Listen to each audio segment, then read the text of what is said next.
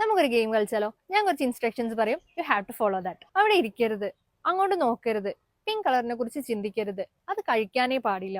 How did you feel? Consistent ആയിട്ട് ഇങ്ങനെ no കേൾക്കുമ്പോൾ അത് നിങ്ങളെ ഇറിറ്റേറ്റ് ചെയ്തിട്ടുണ്ടാവും, അല്ലെങ്കിൽ ഇതല്ലെങ്കിൽ പിന്നെ ഞാൻ എന്താ ചെയ്യേണ്ടത് എന്നൊരു കൺഫ്യൂഷൻ നിങ്ങൾ റൈസ് ചെയ്തിട്ടുണ്ടാവും. ഇത് തന്നെയാണ് കുട്ടികളിലും സംഭവിക്കുന്നത്. നമ്മളിങ്ങനെ നോ കമാൻഡ്സ് ഇങ്ങനെ കൊടുത്തോണ്ടിരിക്കുമ്പം രണ്ട് കാര്യങ്ങളാണ് സംഭവിക്കുന്നത്. ഒന്ന്, ഇങ്ങനെ കണ്ടിന്യൂസ്ലി നോ കേൾക്കുമ്പോൾ അവർ വല്ലാതെ ഇറിറ്റേറ്റഡ് ആവും. രണ്ട്, അവരുടെ ഉള്ളിൽ ഇനി എന്താ ഞാൻ ചെയ്യേണ്ടത് എന്നൊരു കൺഫ്യൂഷൻ വരും. ഇതിനൊരു സൊല്യൂഷൻ ഉണ്ട്. നമുക്ക് ഈ നോ കമാൻഡ്സ് ഒക്കെ മാറ്റി ഡു കമാൻഡ്സ് കൊടുക്കാം. എങ്ങനെയെന്നല്ലേ? ഓടരുത്, വീഴും എന്ന് പറയുന്നതിന് പകരം ഒന്ന് കാമായിട്ട് അവിടെ വഴുക്കുന്നുണ്ട്, പയ്യെ നടക്കണം കേട്ടോ എന്ന് പറയാം. വാവ ഉറങ്ങാണ്, ഒച്ച ഉണ്ടാക്കരുത് എന്ന് പറയുന്നതിന് പകരം വാവ ഉറങ്ങുകയല്ലേ, പയ്യെ സംസാരിക്കണം കേട്ടോ എന്ന് പറയാം. ഇങ്ങനെ നോ എന്ന് ഡൂയിലേക്ക് ഒരു ഷിഫ്റ്റ് കൊണ്ടുവരുമ്പം അവർ നമ്മളെ കൂടുതൽ ലിസൺ ചെയ്യാനും നമ്മളോട് കൂടുതൽ കോപ്പറേറ്റ് ചെയ്യാനും തുടങ്ങും. Happy parenting.